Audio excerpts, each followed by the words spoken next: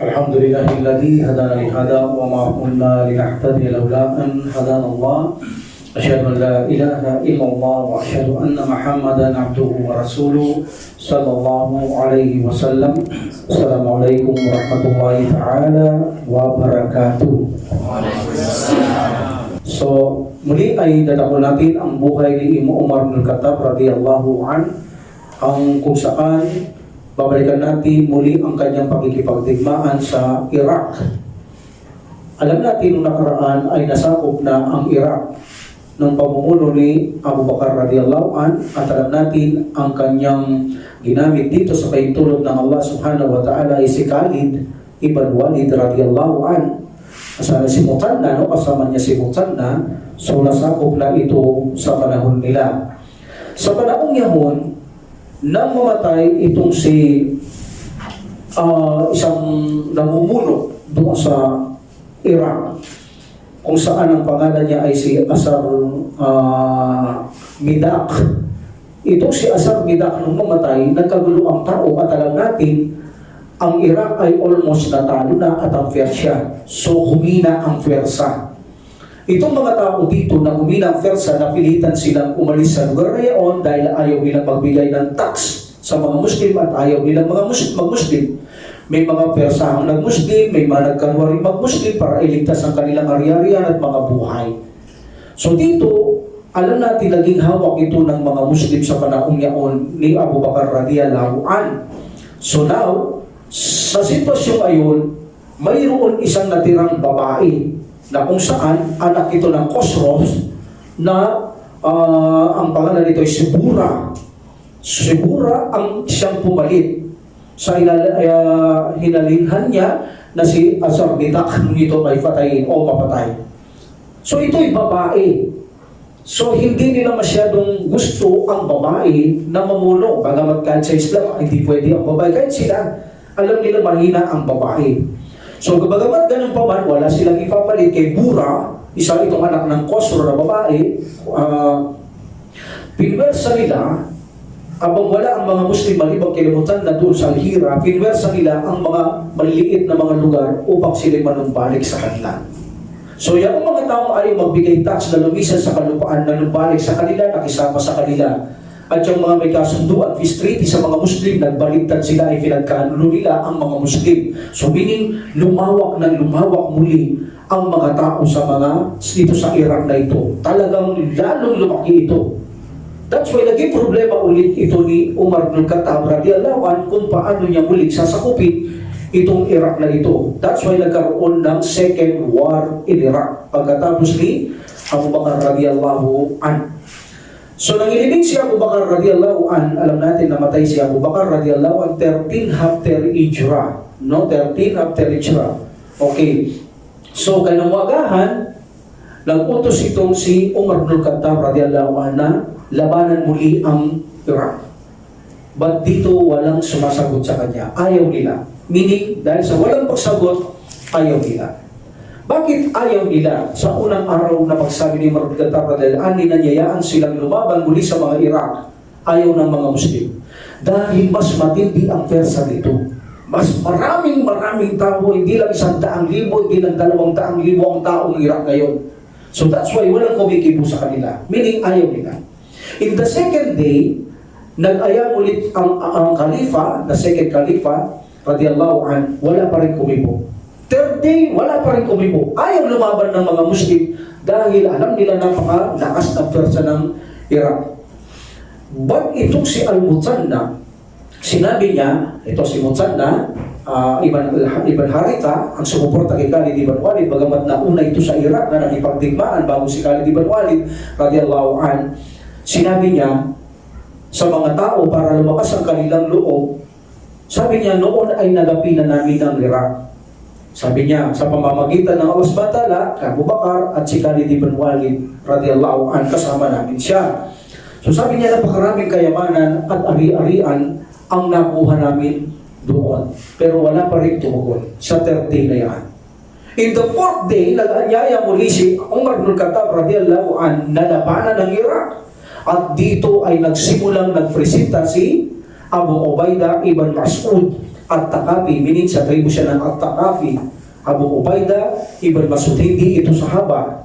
Hindi ito sahaba. Hindi nakita ito ng prophet, hindi nakita ang kasama o nakita Prophet Muhammad sallallahu alaihi wasallam. So nauna ito, sabi niya, ako ya Amir Mu'minin. Ako, kasama akong lalaban sa Iraq. For the sake of Allah. So after that, tumugon na rin si Khalid ibn Qais al-Ansari naman to.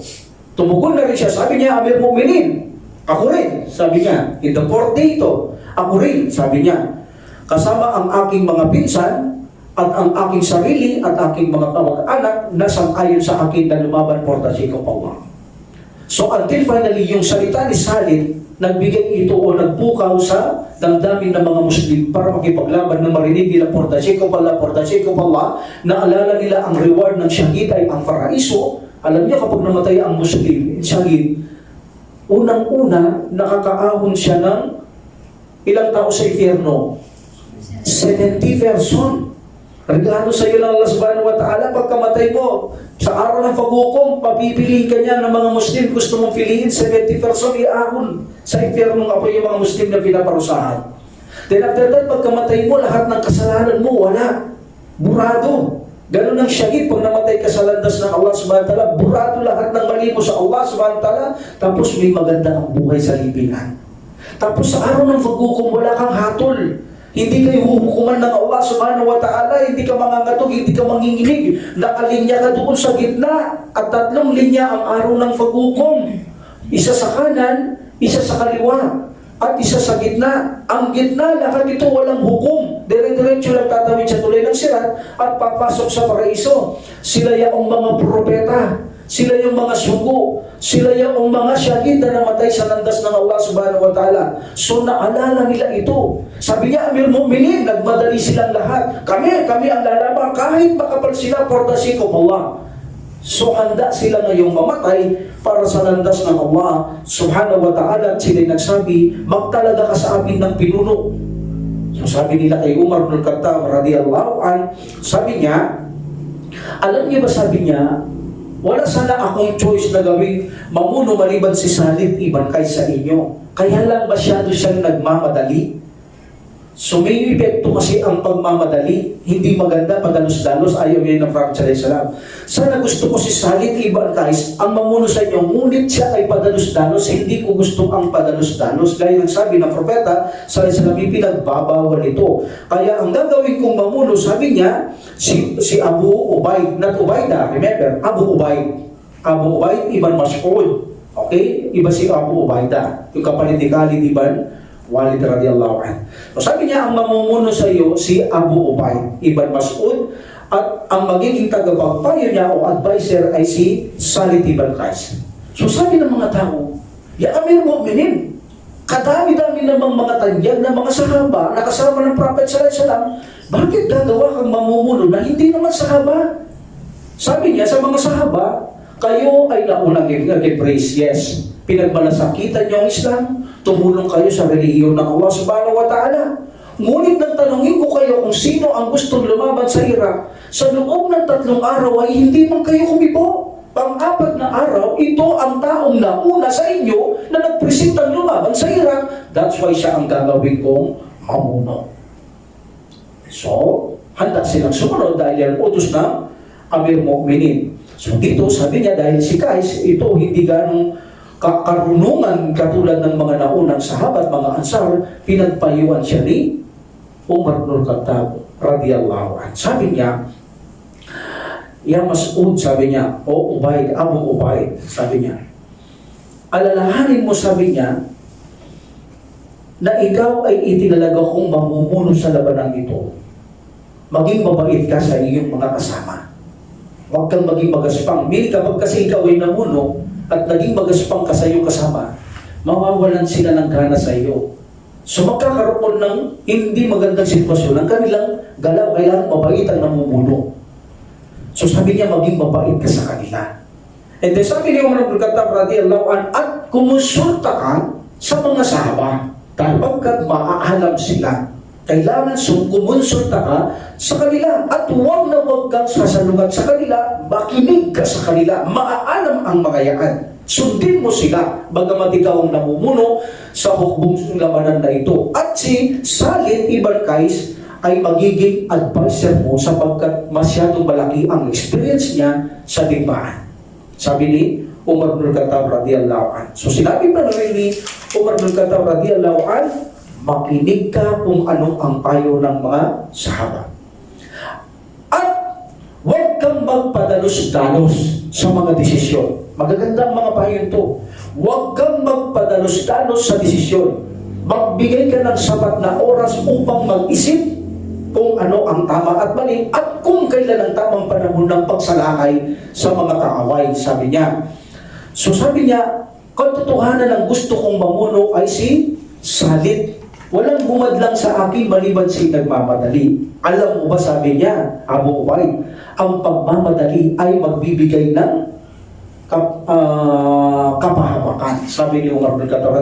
Kaya hindi ko siya piniling mamuno, nagmamadali siya sapagkat ang pagmamadali ay mapapahamak.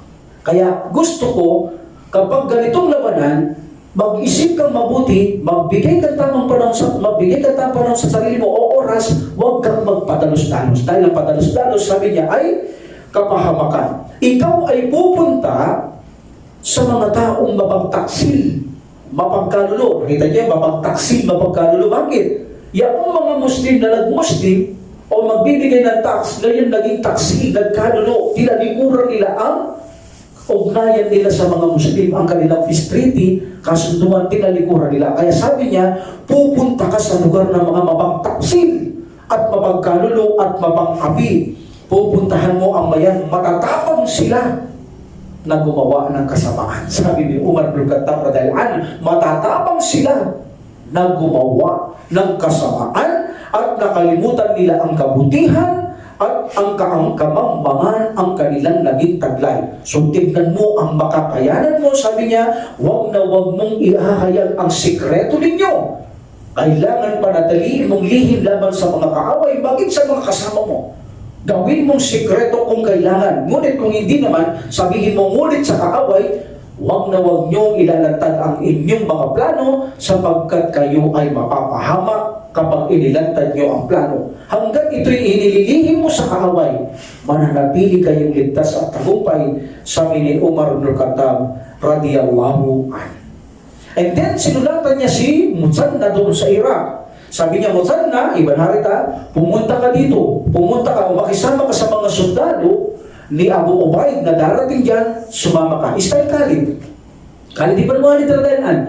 Nung sakupin niya rin ang Iraq, pinadala siya ni Abu Bakar. Nakikipaglaban na doon si Muthanna.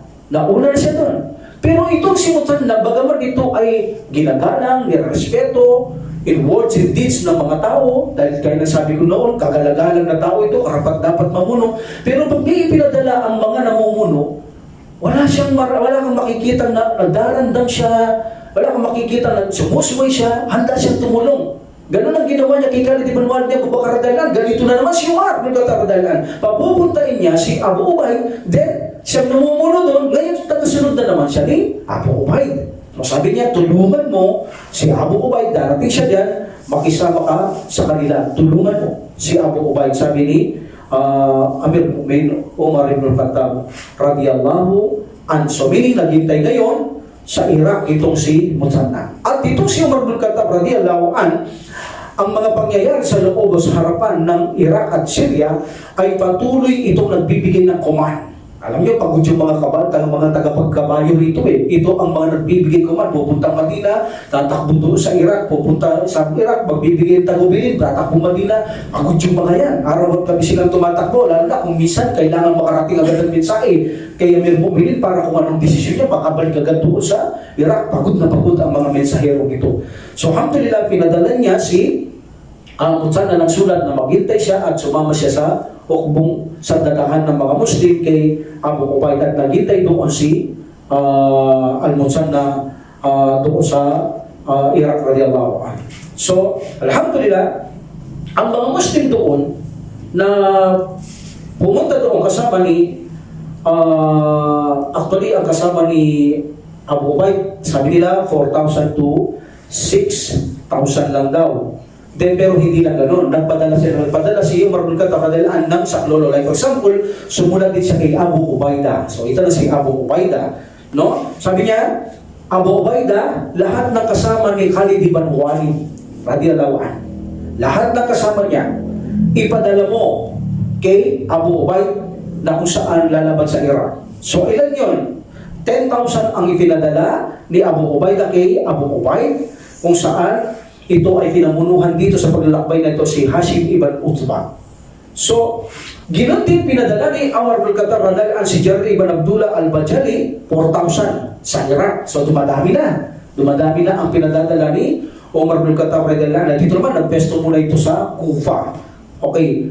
At nang sila ay makarating na sa Iraq, yun nga, nakita nila na nalaman nila ang namumuno ay babae. Babae na ang namumuno doon. At ang babae ito, pinatakbo niya ang gawaing kaharian doon sa pamamagitan ng isang lalaki na kung saan ang pangalan ay Rustam. Rustam, if you saw the movie of Umar bin Khattab, if you watch the movie of Umar bin Khattab, ang pangalan nun Rustam. Yung babae doon, kausap niya. So dahil babae, sabi ko sa iyo, hindi masyadong nire-respeto ang namumulong yan. So si Rustam ang nagpapatakbo ng digmaan para maibalik sa mga kostro ang kaharian na natalo ng mga Muslim. Kaya unti-unti lang sinakop ito hanggang sa kumapal ang mga kaaway, ang mga Iraqi at mga Syria, dumami ng dumami, kumapal ng kumapal sa pamamagitan ng taong ito, pinatakbo ni Bura ng babae ito ang kanyang kaharian sa pagpapatakbo sa tulong ni Rustam upang ibalik sa kostro ang kaharian ng mga ito. So dito nagkaroon na ng Baitel. Ang Baitel of Namarik. Baitel of Namarik 13 after Hijrah. 13 after Hijrah. So itong Baitel na ito, pagdating ni Abu Ubaid ibn Mas'ud at Takafi at ang kanyang mga kasamaan sa Iraq, ang mga Persia noon nalaman nila na dumating ito. So ang plano nila, dahil makapal ang Persia, minsan itong mga epekto ng Persia, dahil Khalid ibn Walid itong mga kinatalo nila eh. Masyadong tiwala, masyadong pabaya, masyadong makupat, mabagal sa mga diskarte. Yan ang kinatatalo nila sa Muslim eh. So, dahil alam nilang konti sila, bago ang namumuno, mukhang marupok, sa isang pandarambong lang o takot, inaakala nilang tatakbo na ito para sila ay hindi magtagumpay sa kanilang lakad. Kung kaya ang mga ito, ang mga kaaway na ito, nag-prepare sila ng mga troops nila, mga tropa, laban sa mga kamusliman. Okay? So, from the behind of Namarik, dito nagkaroon ng digmaan. But bago ito, sumunod muna itong mga Persian o Iraq na maging matapang, maging masukulang sa mga kamuslimang na kung saan noong nanakop, napahirapan sila, binigyan sila ng pampalakas ng loob na kung saan masuklam sila sa Muslim, maging matapang sila, ginanon nila. So nag-aalit ang mga taong ito laban sa mga Muslim, so nagplano silang atakihin ang mga Muslim na ito o takutin ang mga Muslim na ito. So sa pamamagitan nito, ipinadala nila si Jaban. Itong si Jaban, pinadala nila sa lugar ng Babahak Kabada. At itong si Narsi, pinadala sila sa Kaskar. So meaning, may dalawang grupo. At pinadala din si Mutanna, nang makakaaway si Mutanna, na kung saan ito naman ang kakaharap sa kanila. So meaning, Arab likod ng mga sila Ubay at kay Mutanna, so napakaraming bilang nila, sila ang magsusurprise sa kanila. Ba't nalaman ito ni Mutanna? Gaya na sabi natin, may mga lookout ito. Ito ang hindi nawawala sa mga Muslim. May mga lookout sila. So nakapagbalita kay Mutanna na kasaan Arab at likod ni Ubay, Abu Ubaid, ay may sasalakay at sa kanila mayroon din darating. Meaning aragabyado tayo. So magmadali tayo, makasama sila Abu Ubaid. Kailangan magsama-sama tayo, hindi pwedeng nakaka-split tayo, mahina. Kaya magmadali. So naging maingat sila na papunta sila kay Abu Ubaid hanggang sa sila ay magkampo sa Kafan. So, na makapagkampo sila dito sa Kafan, ay naganap ang digmaan sa Namarik. This is the first battle sa panahon ni Umar bin Khattab dahil ang Namarik. So nagkaroon ng battle sa Namarik, alhamdulillah, napakatindi ng labanan. Napakatindi ng labanan doon. Supalit sa tulong ng Allah subhanahu wa ta'ala, nagwagi ang mga Muslim. Allahu Akbar. Sa dami ng bilang ng mga kaaway, nagwagi ang mga Muslim. At itong si Commander na si Jaban at Martansa, na kung saan ay na ang namumuno sa dalawang labanan na ito sa mga Iraq, sila ang namumuno dito, nakuha silang bihag. Nakuha pa silang naging bihag ng mga Muslim. So dito, itong si Jaban, alam nyo, ang nakahuli dito sa kanya ay si Matar Ibn Fuda at Tamimi, na kung saan hindi niya kilala na itong si Jaban ay pinuno ng kaaway. So tinirik ni Jaban. Sabi niya, ibibigay ko lahat ng gusto mo. Palayain mo ako. Bigyan mo akong daan para makatakas. Ngunit nakilala siya ng mga sahaba, kinuha siya ng mga sahaba at idinala siya kay Abu Ubay. So anong ginawa ni Abu Ubay? Sabi ng mga tao, siyang namumuno, patayin ko siya. Sabi ni Abu Ubay, bakit hindi natin siya patubos? Bigyan natin kalayaan nang sa ganun ang pagkakalulo sa inyo ay maiwasan. Ang ginagalaw ng mga namumuno aniya, muna para sa ikaw paglabat para sa kanyang umma. Malay mo, kung sila ay mag-embrace sa atin, malayong na kayo ay may pagkanulo o kayo ay mapariwara. So gawin natin yun. So ang mga tao dahil namumuno siya sa hukbong ito, so pinahintulutan, iparansom ito, ngunit ang nakapagtataka, tama siya. Nalaman ng mga tao sa paligid ng lugar na ito, ang mga Muslim ay napakabait. Isang namumuno na pinalaya kapalit ang ransom, ito ang dahilan na maraming nag-embrace. Doon sa lugar na iyon, nag-embrace ang mga Persian doon. Alhamdulillah. At actually, itong mga Persian iba ay nakipagkasundo, pakibutan na, nagdala ng mga pagkain, at ngunit sinabi ni Abu Ubay, kumain na ba ang aking mga kasamahan? Sabi nila, hindi, ikaw pa lang ang dinala namin ng pagkain. So sabi niya, hindi ako kumakain hanggat hindi kumakain ang aking mga kasama. Mahirap mang gawin, sabi nila, pero gagawin namin. Dahil gusto nila ng kapayapaan, natatakot sila na hindi nila gawin ito. So lahat ng kanilang makakain, lahat ng ari-arian, alos pinakain sila. At doon lang kumain itong si Abu Ubay. At inimbitaan niya ang mga Persya na iba. Inimbitaan niya, ito napakagaling ng mamumuno. Inimbitaan niya na kuhanin ng mga loob na pinakain. So kumain naman ng mga tao, dumating sila, ay nakala nila, napakakainin lang sila ni Abu Ubay na isang magaspang na pagkain, meaning mababang klaseng pagkain. Hindi na inaasahan na napakasarap na pagkain. Ito ay galing sa kanila. So inibitaan niya, meaning kinuha niya ang loob ng mga tao. So meaning hindi nakakalaban ito. Nasakop nila agad-agad ang isang lugar na iyon, ang Namarik. So alhamdulillah, so sa pamamagitan nito, ay nasakop nila ang lugar na ito, ang Namarik. That's the first battle in Umar bin Khattab radiyallahu anhu. Battle of Sakitiya in Kaskar. Ito si Abu Ubay, itong mga tumakas na mga kaaway, nung nag-away sila sa Namarik, tumakbo ang mga kaaway. Okay? So, saan sila pumunta? Sa siyudad ng Kaskar, na kung saan dito ang namumuno ang pamangkin ng Khosrow na nangangalan na Nasri. So, nandoon siya, tumakbo sila doon. Ito ay sumusuporta, itong si Nasri lamang kay Abu Ubay sa mga kamusliman.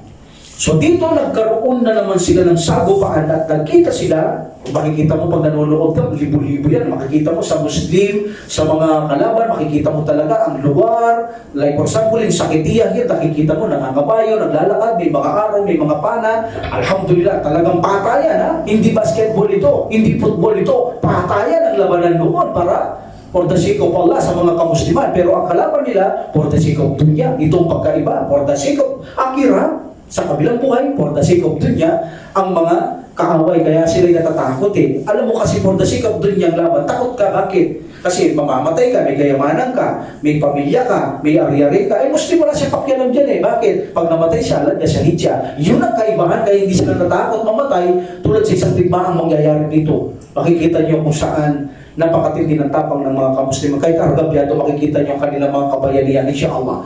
So, dito, sa Kaskar na ito, sa siyudad ng Kaskar na ito, alam natin, nandito ang pamangkin ng Khosrow na si Narsi. Narsi, sumusuporta ito laban sa mga Muslim kay Abu Ubay. So nagkita sila sa Sakitiya. So nagkaroon na naman doon ng salpukan. Salpukan. Makikita mo doon ang mga matataga, makikita mo kanyang liig, malalaglag, pag tinamaan siya, kamay lumilipad. So nagkaroon ng digmaan doon. At alhamdulillah, number 2 na sakop ng mga kamusliman, ang mga kalaban nila. So tumakas itong si Narsi, iniwanan niya ang kanyang mga kasama, nakikita niya, aragabyado na, Ang depensa mahina na, baga si basketball, tambak na, wala nang magagawa, tumakbo na siya. Iniligtas niya ang buhay ni Narsi na siyang namumuno sa mga kaaway, tumakas na siya, iniwanan niya ang mga kakampi niya o kasama niya na nagsanghi ng maraming namatay. Napakaraming nangamatay at napakaraming nakuwang mga samsam ng mga kamusliman, lalo na ang mga tindahan nila. Nakuha ng mga kamusliman ang napakalaking laman ng mga tindahan nila. So dito nag-stay muna si Abu Ubaid sa Kaskar na ito, sa siyudad ng Kaskar na ito. So, inutusan niya ang mga iba na mga Persian na tugisin ng mga Muslim. Yung mga ibang nagsitakas kasama ni Narsi. So, tugisin ang mga ito at pinagtutugisan ito, pinaghahanap ang ito, pinag-aabol ang mga ito hanggang sa kung saan magkaroon ng peace treaty. Humingi sila dahil sa takot nila sa mga kamusliman. That is the Battle of Saketiya. Next, in the Battle of Barusma. Battle of Barusma. Sa pamamagitan nito sa lugar ng Kaskar at saka Saketiya, nasa pagitan naman ang lugar ng Barusma. So, in the right flanks, nandito na naman si Narsi. Okay? Yung tumakbo. In the right flanks at saka left flanks, sa kanang pakpak at kaliwang pakpak, namumuno dito si Narsi Parina, ang dalawang kanyang pinsan, ang kanyang itinalaga, si Bandawai at saka si Birawai. So sila ang pinilagay ni Rustam. Okay, si Rustam, itong nagpapatakbo ng gera sa Persia. So, itong si Rustam, inutusan niya na pamunuan ito ni Jalinus. Itong sila Narsi at kanyang pinsan, pamunuan ni Jalinus.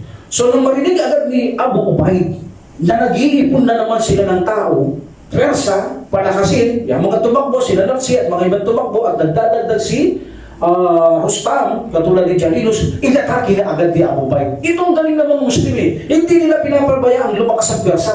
Hindi nila ginihintay yun. So automatic, pag akala nila, alam nilang lalakas ang Persa, pinapatay na nila agad, sinasalakay na nila agad. So sinalakay nila ang mga ito. Pinuntaan nila agad ito na pinapalakas ang Persa ng mga kaaway kung saan ay ginusog agad ni Abu Ubaid. So natakot na naman ang mga Persian at tumakbo na naman si Narsi. Iniwan niya na naman ang kanyang mga kasamaan at pinapatay niya na naman ang kanyang mga kasamaan.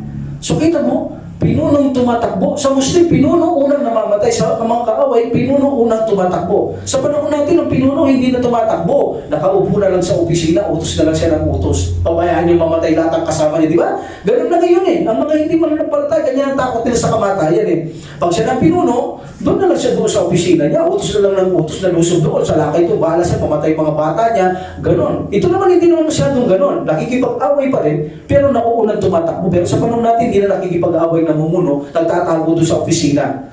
So, ganyan lang ang mga hindi mananampalataya. Ang Muslim, hindi ganon. Until now sa panahon natin, nakikipagdigmaan sila for the sake of Allah, gustong-gusto pa rin nilang mamatay dahil iba ang Islam. May malaking gantimpala na naghihintay kapag namatay ka. Kapag namatay ka, ikaw na Muslim, panalo ka. Kapag napatay mo sila, panalo ka.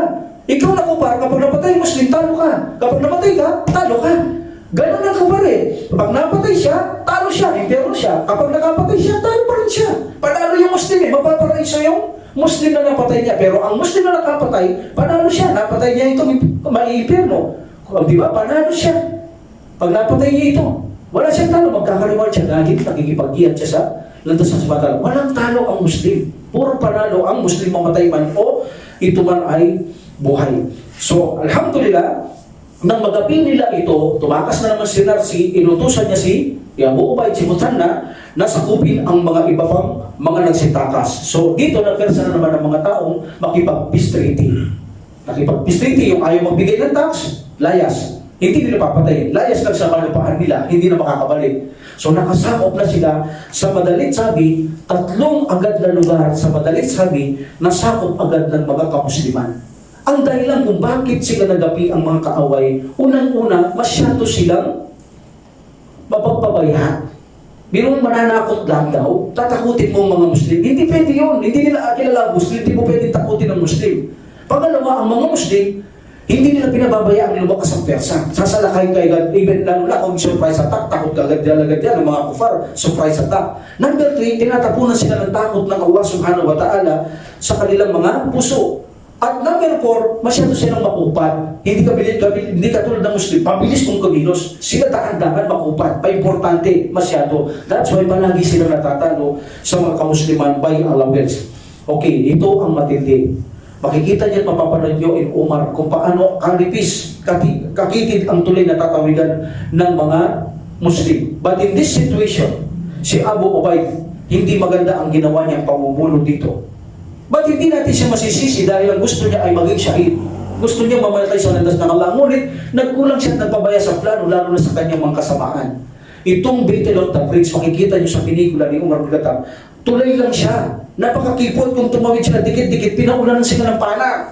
Paano ka makatatakbo itong dikit-dikit kayo, lilipat kayo sa mga kaaway, may ilo, may tulay, tapos lilipat dikit-dikit kayo, may mga kabayo pa kayo, may mga taong naglalakad, dikit-dikit pinaulan sila ng pana. Ano magagawa niyo doon? That's why, mali ang ginawa dito ni Abu Ubaid sa digmang ito. Kahit marami silang napatay kaysa sa mga Muslim, maraming namatay sa kalaban, umatras pa rin sila. Ibig sabihin, tandayan ng pagkatalo. Kahit marami 6,000 na namatay sa kaaway, sa kanila 4,000 lang, lamang sila, hindi nakukuha sa lamang. Bakit? Kung hindi ba sila tumakbo, hindi ba sila mauubos doon? Yun ang mali eh. So, tignan natin ang kasaysayan dito. Okay? Na makatakas si Jalinos. Okay? Na makatakas si Jalinos. At lalo natin, nakatakas din itong si Narsi. So, nagbuo sila muli ng mga tauhan, itong mga persona. Talagang matindi ang pagpupuplano dito. So nagmobilize sila, nagbuo sila ng ukbo na talagang napakaraming ukbo kasama ang mga elepante. May mga elepante na silang kailangan gagamitin dito. Alam niyo ba itong mga elepante, mayroon silang tali na mga sinturon. Sa kwadrado siya nakasakay doon sa elepante. Lalagyan ng tao. Kwadrado siya. Nakalagay doon sa taas na elepante. Meaning nandun sa lubong tao sa kwadrado. Nakatali yun sa elepante. At may mga sibat siya. Pinatasak niya lang ganyan yung mga Muslim. O kaya pinapana niya, kumpleto siya. Hindi mo kabut basta yun. So ito ang isang kalaban. Pangalawa, ang elepante may mga bell. Bell sila. Yung bell na yun, pag kumakalambang yun, yung mga kabayo natatakot. Hindi makabante yung mga Muslim dahil tumatalon yung mga kabayo, nagugulat. So magaling. Magaling ang kanilang diskarte. So okay? So, yan ang demand na ito. May mga elepante na ang mga Persian dito. So, dito, nang makarating sila sa lugar na ito, Battle of the Bridge ang tawag dito, dahil may tulay dito, ito ang isang pagkakamali ni Abu Ubaid. Sabi niya, ng mga kaaway, either na kaming tatawid. Yan sabi nila eh. Kaming tatawid o kayong tatawid. So, sabi ni Abu Ubaid, mga duwag lang yan, hindi tatawid yan. Tayong matapang. Tayong tatawid. Yun, number 1 mistake. Can you imagine tatawid ka sa isang makipot na tulay? Makipot na tulay, kung panunorin nyo, kahoy yan, hindi kahoy ito. Tali ito. Tali itong tulay nito, gagalaw-galaw pa ito. So sila ang lumipat ng una ang mamumuno. Sila, nauulang namumuno. Hindi! Tayong lilipat! Tayong matatapang, hindi matatapang kahit marami sila. Tayo ang lilipat. So, sabi ng mga sahaba, huwag kang lilipat. Pabayaan mo sila lumipat. No, mga duwag yan. Tayo ang lilipat. So, because siya ang namumuno, so siya ang nanguna, so lumipat sila sa makipot na daan na tulay. Na gumagalaw-galaw at pinaulanan sila ng pana ng mga kaaway. Marami lang namatay ng mga Muslim doon para sa tulay. So, nagmadali silang makalipat, ang mga kabayo, ang mga tao, nagmadali silang makalipat. So, almost 10,000. Ang almost 1,000, hindi nakalipat. 9,000 nakalipat. So, nandun sa loob. Habang lumilipat ang mga tao, dahil mabagal nga ang paglipat pagpasok So, almost may naiiwan pa rito na 1,000.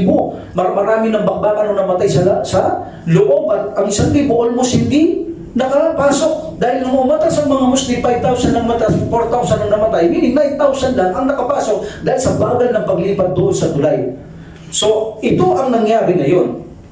Ang pagpasok ng mga kamusliman, ang mga elepante, may mga ring, may mga bell. So, ang bawat mag-bell, ang mga bell sa mga elepante, so ang mga kabayo ay alos tumakbong pa atras. Ang mga tao hindi makalaban ng Muslim dahil umaatras ang kabayo nila. So, ang ginawa nila, lumakad na lang sila. Pinabayaan ng mga kabayo na tumakbo, sila ay nakipaglaban na lamang ng lakad. Meaning, lumalaban sila sa mga kabayuhan, mga sandataan, mga naglalakad at nag-aaros, ito mga Muslim. Walang mabuti sa pamumulong ito ni Abu Ubaid. Masyado siya naging pabaya sa ganito sitwasyon. Ngunit gaya na sabi ko, naghahangad siya ng pagkamartir. Ngunit hindi niya naisip ang kanyang mga kapatid sa pananampalataya na pabayaan niya. Hindi siya nag-isip ng mabuti. So ang nangyari ngayon, nakita niya ang matinding kalaban ay ang mga elepante. So kita mo, elepante pa lang, hirap na sila. So anong sabi niya sa mga tao? Putulin ang kanilang mga tali para malaglag ang tao sa taas. Then patayin mga tao. Hindi tayo obra. Dahil nakikita mo nga naman doon sa taas, nakatakay siya sa elepante. Yung nakakahon na lalaki, kodrado yun, nakakahon siya, nakatali yung kahon sa elepante. Ginaganyan niya lang yung mga Muslim eh. Paano ka mananalo doon?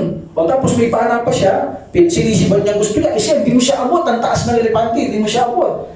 So bisa kukunin niya pa yung araw mo, sasaksakin ka, o kaya ispadahin ka. Walang panalo.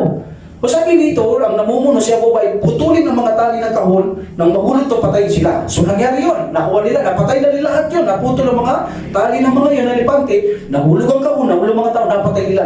Pero ang problema, sanay ang mga elepanteng lumaban. Sa ganito, sinanay nila, lumalaban sila sa mga kaaway.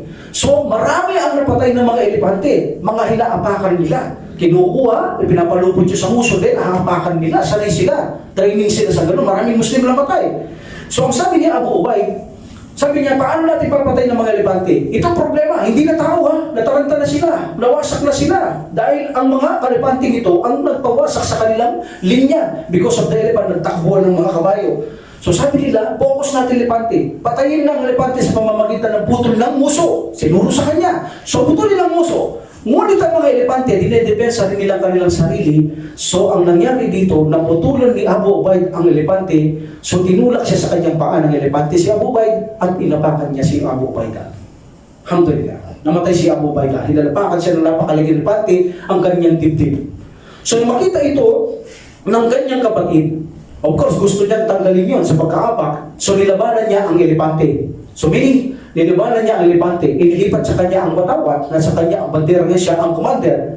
Okay? So, nilabanan niya ang elepante, ngunit dumipensa pa ng elepante, at least nakuha niya dahil tinaas ng elepante pa, kinakuha niya kapatid niya, ngunit ang masakit, siya ang tinulak ng elepante at tinapakan niya muli. So, meaning dalawa na silang namamatay ngayon sa pag-apak ng elepante. At pagkatapos noon, yung sumunod na naman na sinabing pangalan ni Abu Ubaid, ang siyang hawak ng bandera pagkatapos sa kanyang tatlong anak. Bakit? Ano sinabi kong yung binanggit niyang mga pangalan? Pag namatay ko, sabi niya, itong tawag ng bandera, kapatid ko, tapos ito. Kasi bago sumalakay si Abu Ubaidah, nagkaroon ng panaginip ang kanyang asawa na babae. So nanaginip ang kanyang asawa na si Dawma, na kung saan bumaba ang anghel sa itaas ng langit at may dala siyang sisidlan na pinainom siya. Pinainom si Ubaidah, ang kanyang anak, at yung mga namatay dito na kasama. So sabi ni Abu Ubaid, sabi niya, ang interpretasyon ng panaginip ng aking asawa, sabi niya, ay pagkamartir. Pagkamartir ito, sabi niya. So ang lahat ng nakita ng asawa ko sa panaginip ay mamamatay. Kabilang ako. Inshallah. So sabi niya, pag namatay ako sa iyong bandila, ito nga yung pangalawa, tapos ikaw, tapos ikaw, tapos ikaw, tapos ikaw, ito'y kamag-anak ng babae. So lahat ito ay namatay. Silang lahat ay naging martir. Ito ang panaginip niya. That's why ang umahawak ng bandila, pagkatapos nila umatawag, yung sinabi niyang mga pangalan. So namatay din dito ang 7 binanggit niyang pangalan nito bago ito nakarating kay Mutsanna. Actually si Mutsanna hindi niya sinabi. Ngunit walang hahawak ng bandera, hindi pwedeng walang bandera ang digmaan. Number 1, ito yung size ng resign, surrender. Number 2, hindi mo alam ang kasama mo. Kapag wala kayong bandera, magpapatayan kayo. Dahil hindi kayo magkakakilala, wala kayo sign na magkakasama. That's why hindi pwedeng damputin ang bandera. So, dinamput ito ni Mutsanna. Alhamdulillah. So, dinamput ito ni Mutsanna. At itong si Mutsanna, alhamdulillah, ginawa niya ang lahat ng kanyang makakayanan. Ngunit talagang hindi niya kaya. So ang ginawa nito, inatras niya ang kanyang mga troops. Nasa loob sila, lampas ng tulay, sa kaaway. Nandito yung mga hindi na tumawid yung sa libo dahil paatras ng Muslim. Inatras ni Mutsanna. Hindi natin kaya. Okay, sabi ng nabi ko, gaya na sabi ko, 4,000 namatay sa Muslim, 6,000 sa kaaway, pero kung hindi sila tatakas, ubos sila dito. Ngunit sa isang tao, dahil nakita nila itong mga Takafi, at Takafi ito lugar ito. Si Abu Ubaid, Ibn Mas'ud at Takafi, At 7 pa, na nabanggit na namatay sila, hindi niya matanggap na aatras ang mga Muslim. So ang ginawa niya, pinutol niya ang tulay. So pinutol niya ang tulay. So maraming Muslim ang nalaglag at nangalunod ang mga Muslim. Hindi sila marunong lumakoy, pagod na sila. Bagas pwede mapulikat sila because of matinding labanan, pagod na pagod. So nakamatay sila. So dagli itong nakuha. Dagli itong nakuha ang takapin, dinalaki. Mutsan na sabi niya, inampas niya, bakit mo ginawa yan? Sabi niya. Sabi ko, ginawa ko lang yan, sabi niya, para hindi sila matras. Gusto ko mamatay sila katulad ng mga pinuno nila at sakapi ako eh. Gusto ko mamatay sila ganun o magtagumpay.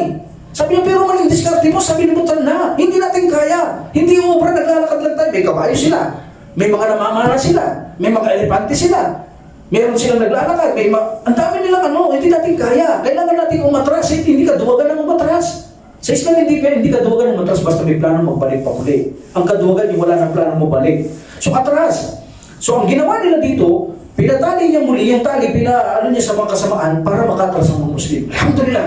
Hindi siya tumawid. Ganito si Mutsan na eh. Itong si Mutsan na ito, sa kaluwagan at kahirapan nandun niya. Hindi mo siya talagang kakikitaan na kagagalitan ng tao in deeds and words. Hindi siya tumawid. Hindi siya tumawid. Ako nakikipag-away sila, pinatatawid niya ang mga Muslim, pinaayos niya ang tulay, alhamdulillah. So tumatawid yung mga Muslim. Sabi niya, huwag kayo magmadali. Huwag niyo kayahan na mahulog kahit malunod kayo. Huwag kayong magmadali. Hindi ako lilipat. Hindi ko kayo pababayaan. Hindi tayo nakakatawid. Huwag kayong magbabaha na matakot. Huwag kayong magmadali. Lumipat kayo. Mahuhuli ako kung bahala sa inyo. Alhamdulillah. So, alhamdulillah. So, pinatawid niya ang mga kamusliman ito. Almost 5,000 ang nakatawid. So, 4,000 ang naiwan namatay. Almost sahaba. Mga kilalang sahaba ang mga namatay. Dito, ang mistake ni Abu Ubay, wala sa estilong pamumuno ang ginawa niya. Number 1, hindi siya nakinig sa mga sahaba. Sinabi ni Umar bin Khattab, makikinig ka sa mga utos ng sahaba. Sabi niya, pabayaan mo silang lumipat. Hindi, mga duwagyan hindi lilipat yan. Tayo matapang, tayo lilipat. Number 1 case, hindi siya nakinig sa mga sahaba. Number 2, hindi niya binigyang oras na pag-isipang mabuti ang kanyang gagawin. Tulad na sabi ni Umar bin Khattab, huwag kang magpadalos-dalos. Kung hindi lang sa padalos-dalos, hindi ka ang mamumuno. Ngunit itong isang ito, nagpapadalos-dalos, pinili kitang mamuno. Bigyan mong oras ang pag-iisip at kung kailan ka oras na papasok, bigyan mo ng tamang desisyon. Hindi siya nag-isip lang ganun. Pinabayaan niya ang payo ni Umar bin Khattab. Actually, may sinabi si Umar bin Khattab, sabi niya, makinig ka sa payo ko. Kapag hindi ka nakinig sa payo ko, mabibigo ka. Yun, hindi siya nakinig. And number 3 mistake in this war, pinutol lang isang takapi ang tulay. So mistake yun, hindi tama yun na putulin mo. Alam mo nga aragabyado na puputulin mo. Ang gusto mo makipaglaban, mamatay sila sa landas ng alas, ay sabihin mo yun, aragabyado na sila. So ito ang number 3 mistake. So hindi nakinig sa haba, nagmadali siya, padalos-dalos, yun, kagiliman. At number 3, ang takapi ay pinutol niya ang tulay. Buti na-restore ng mga ninamutsan na ang tulay na ito pinalipat at ang pinakahuling lumipat. Kalaban niya ba ang namumuno ni Mutsanna? Habang lumilipat, namumuno ang kalaban niya sa mga Persya hanggang makatawid sila. Finally, last na taong lilipat, si Mutsanna. Alhamdulillah, by the will of Allah, nasib niya ang mga tao na makalipat, makatawid. Pero sabi natin, sa Islam, ang pagtakbo ay hindi katuwagan hanggat may plano kang sasalakay muli. Of course, matilino si Mutsanna. Alam niya ang talo at hindi. Alam niya ang sitwasyon na kung saan mahinang depensa at malakas. Hindi pa Muslim. Si Mutsanna, kaaway niya na ang Persya. Pinaliwanag ko na noon yan. Sabi niya, noong panahon wala ang Islam. Ang mga Persya versus Arabo, 1,000 Arabo. Katumbas lang 100 Persya. Pero nung dumating ang Islam, nagbaliktad. 100 Muslim, katumbas ng 1,000 Persya. Sabi niya, that's why, kilala niya ang digmaan kung matagal na siya sa digmaan. Alam niya na digmaan kung gaano style ng digmaan, pwedeng manalo, pwedeng matalo. Alhamdulillah. So dito, inatras niya ito. Pero, ang ginawa niya ay sinalakay siya ang sumalakay sa mga ito. Unang ginawa niya muna rito, ang mga dalawang namumuno dito ay inabol niya. Inabol niya ang mga ito. So, nang mahabol niya ang mga ito, nakalayo ang mga namumuno. Of course, iniisip dito, tinakot niya. Sabi niya, napakahina ng Persya ni Mutsanna para baka lumusog pa sa atin. Kakakunti na sila.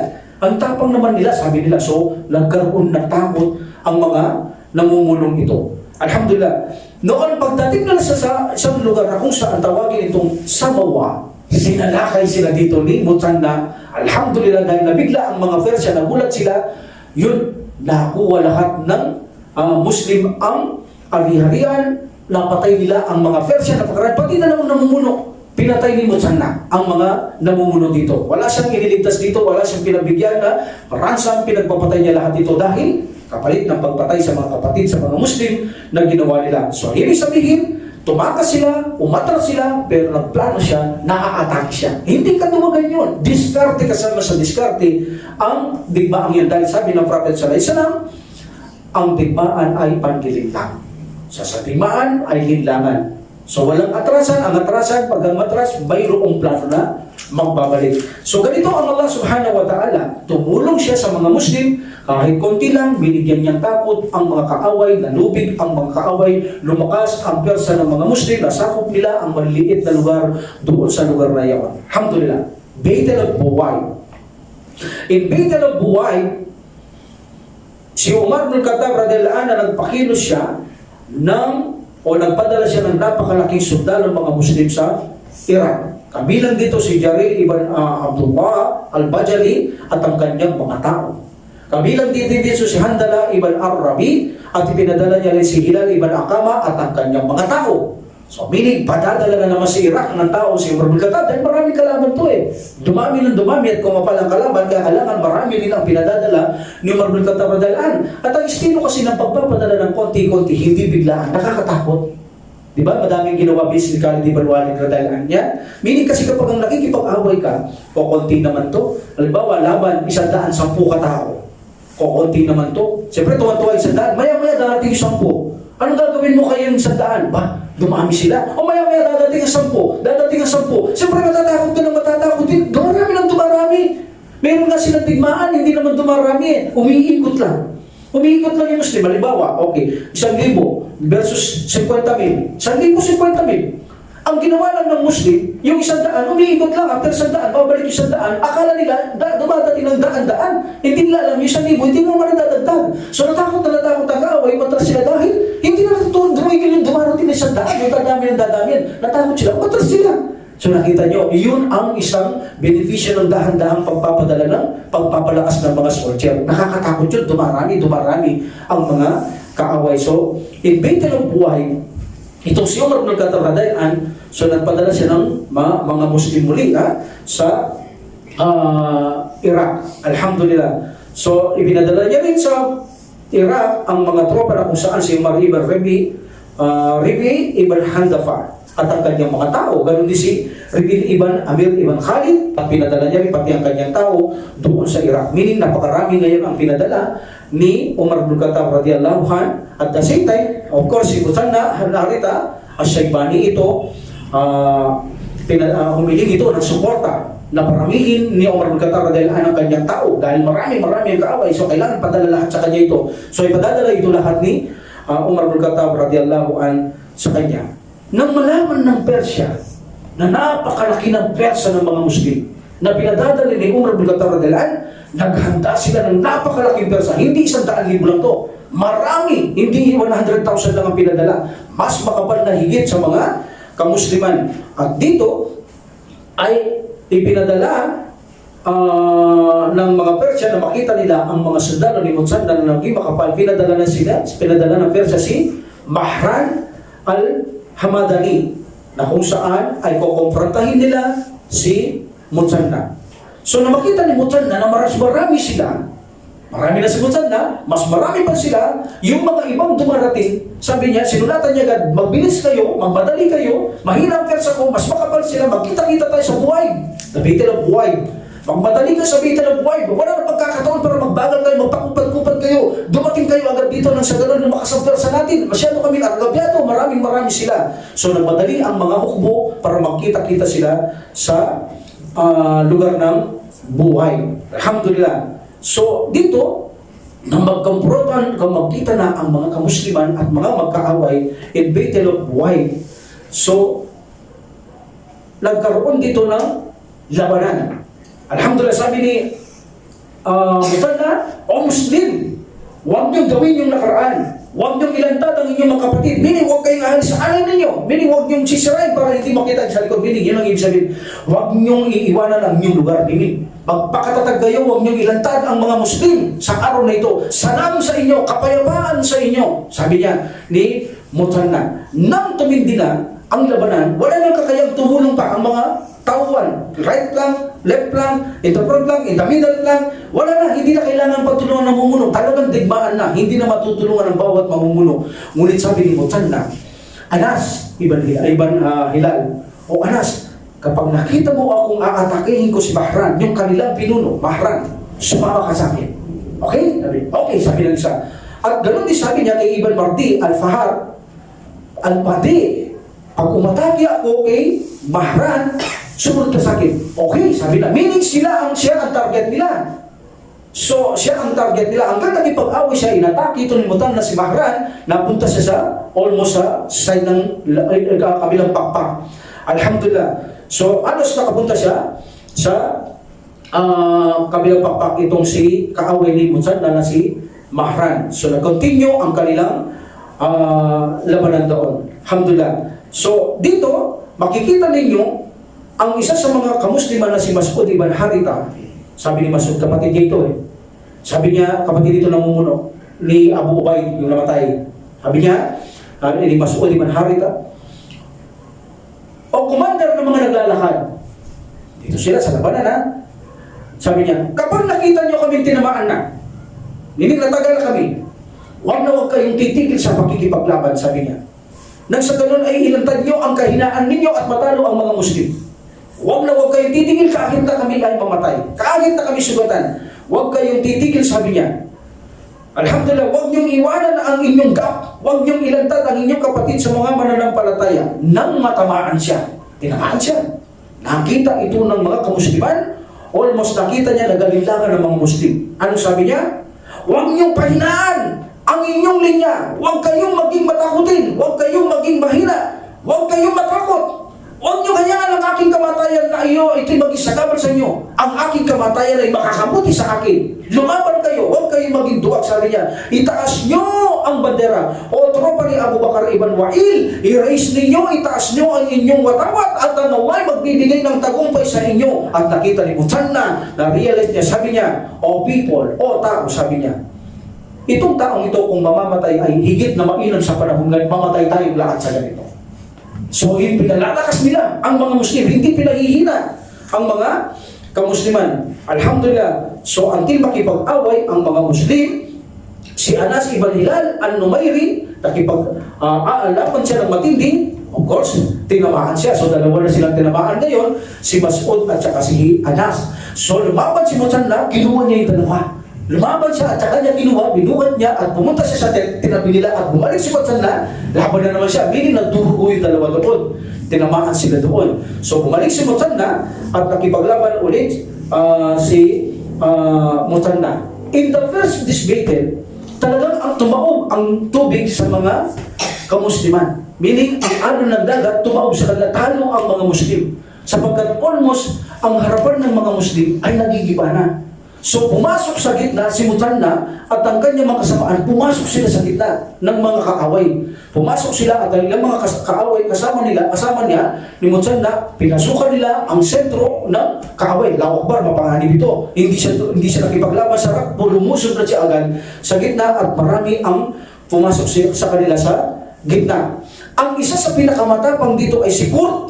Tandaan niyo ito, si Qurt ibn Jamah, taga Al-Abdi. Subhanallah, Allahu Akbar. Alhamdulillah, nakipaglaban ito. Can you imagine? Bawat mataga niya, espada man, araw man, sibat man, napapali ng kanyang itak. So maraming binali na itak, maraming binali na pana at sibat at tawtong, marami siyang napatay sa gitna nito. Ito ang dahilan kung bakit sumambulat ang gitna dahil sa napakatapang ng isang taong ito na kung saan kasama si Muthanna na nagiba nila alos ang gitna. So meaning humina talagang pwersa dahil sa harapan na lamang ang pwersa nito. So sa kabila at panig at kalimang pakpak, alos ang natitira. Of course, kapag ganitong labanan, wala ka naglaban, sira yung gitna ninyo, malalantad na ang mga kaaway. Alhamdulillah. So dito, si Muthanna ay tumayo siya ng matindi sa alikabok. Sa isang narration, ibinaon niya ang paa niya hanggang tuhod. Hindi siya aalis doon, humarap siya para hindi siya matumba.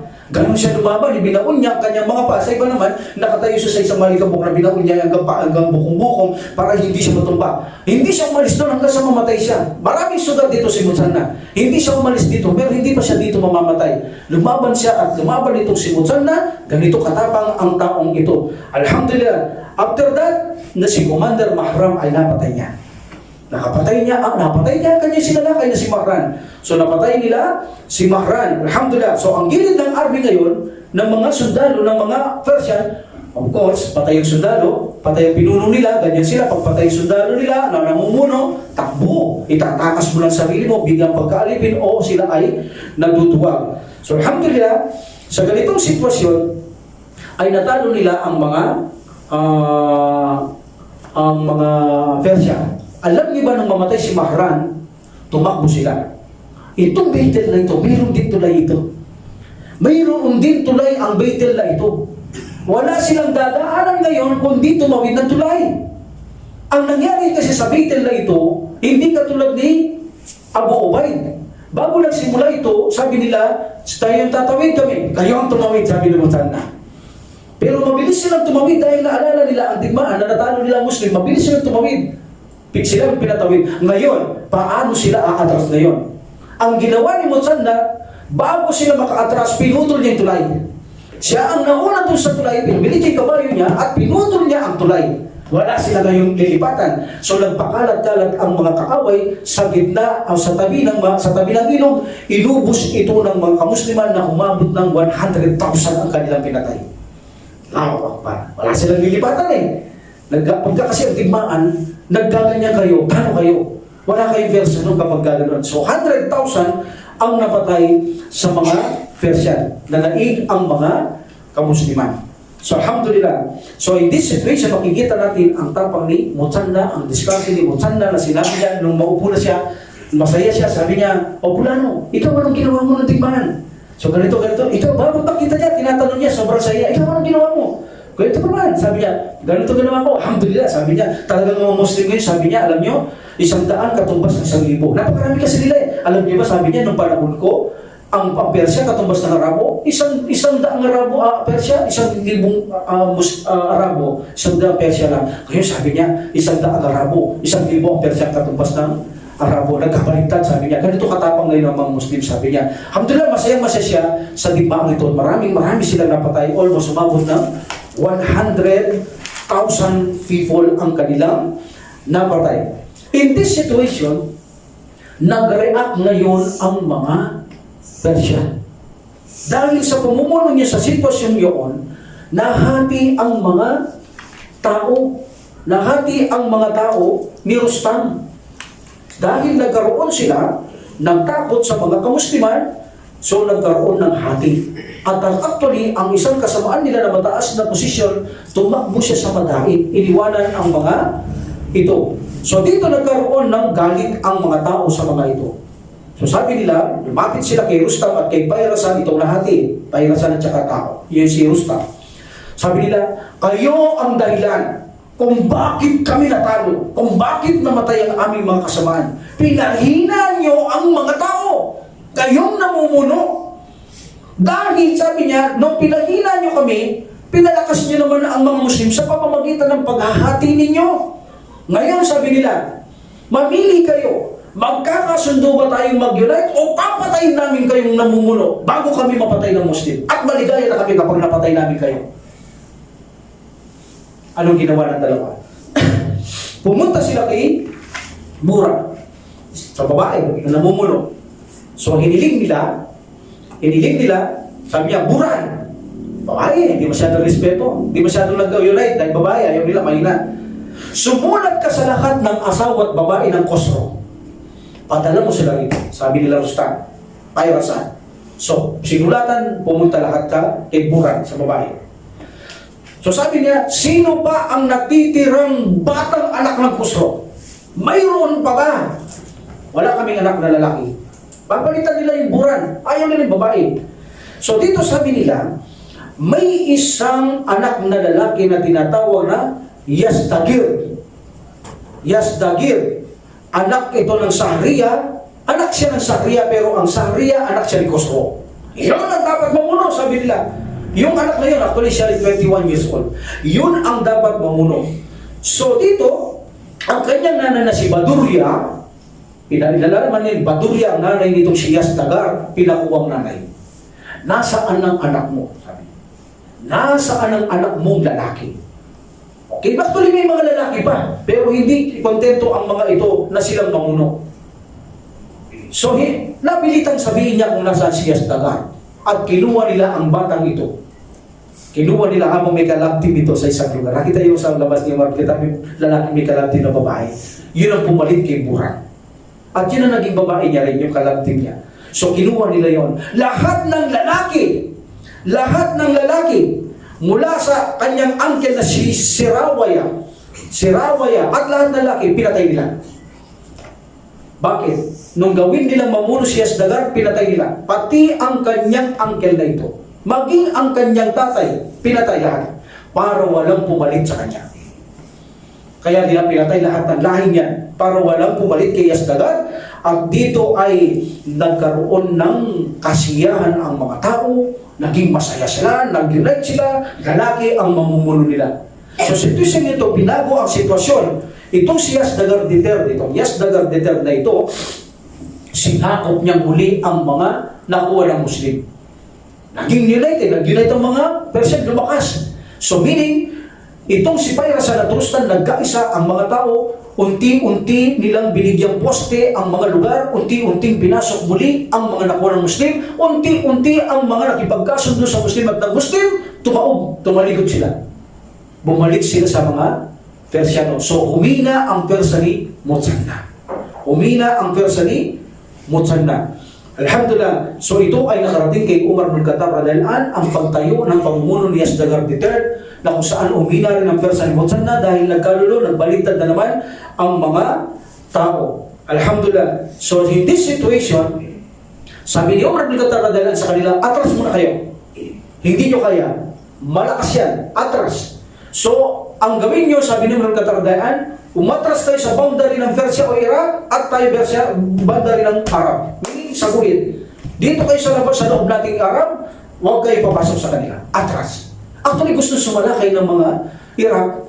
Ang nangyari, o Persia, natatakot sila dahil sa boundary ng Arabo. Iniisip nila, baka mas marami dito. That's why, para sila nasa boundary to boundary. Walang pumapasok, bawat isa sa kanila. Yun ang diskarte ng katapatalaan. Pinaatras niya sa boundary ng Arab, binig sa guhit ng border ng Persia, border ng Arab. So meaning hanggang doon sila walang kumakatake. Natatakot ang Persia, bagamat malakas. Bakit? Iniisip nila nasa sulat sila, nasa teritoryo itong mga Muslim. That's why ipinaatras sila ni Umar bin Khattab radhiyallahu anhu. At sinabi niya, wala kayong iiwan ng tao sa loob ng border ng Iraq o Persia. Dalhin ninyo ang mga Rabian, ang mga gabayo, ang mga mudar, ang mga naglalakad, ang kanilang mga kalyado. Dalhin niyo sila lahat. Willing man o hindi willing, pero sa inyong iatras sila dahil puubusin sila dyan. Versahin mo silang atras. Sabi ni Umar bin Khattab radhiyallahu anhu kay Mutsanna. Alalahanin ninyo si Mutsanna, duguan na siya rito, maraming tama. Kaya imagine, pasukan mo ang gitna ng labanan. So maraming tama si Mutsanna. So nagkampo si Mutsanna sa Dulkar at ang mga Muslim nagpakalat sila Injul, Sarab at Guda at iba pa. So para hindi sila sama-sama at nakapasid sila, nagbabantay sila kung sakali, malapit lang sila, may mga poste-poste sila para kung sakali sa lakay ng isa makikita at sasama sila. Alhamdulillah. So sila ay nagposte doon sa border ng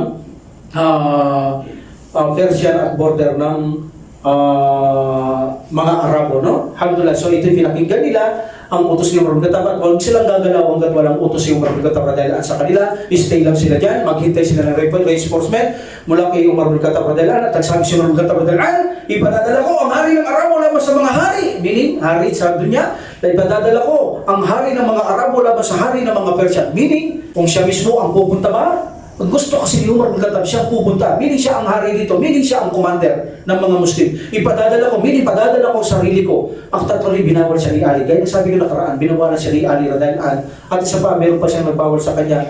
As para sa inyo si Abdurrahman ibn Auf, isa nagbawal na pumunta siya doon mismo, itong si Umar bin Khattab. Kaya sabi niya, ipatadala kong hari ng mga Arabo lamang sa hari ng mga Persian. Siya ang gusto lumaban. Siya ang gusto pumunta. Binawalan siya ni Ali radhiyallahu anhu, si Abdurrahman ibn Auf radhiyallahu anhuma. So alhamdulillah, sabi niya, stay lang kayo dyan, magpaplano muna ako. Sabi ni Umar bin Khattab radhiyallahu anhu, so intayin niyo ang aking desisyon. Alhamdulillah, huwag kayong aalis, huwag kayong gagalaw hanggat wala akong utos sa inyo. Okay, pag-aaralan ko muna ang sitwasyon, sabi ni Umar bin Khattab radhiyallahu anhu.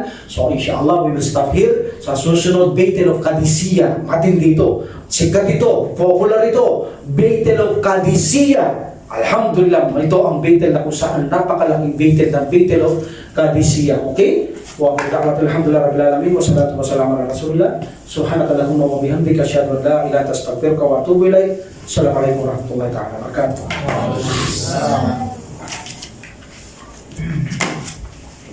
Allah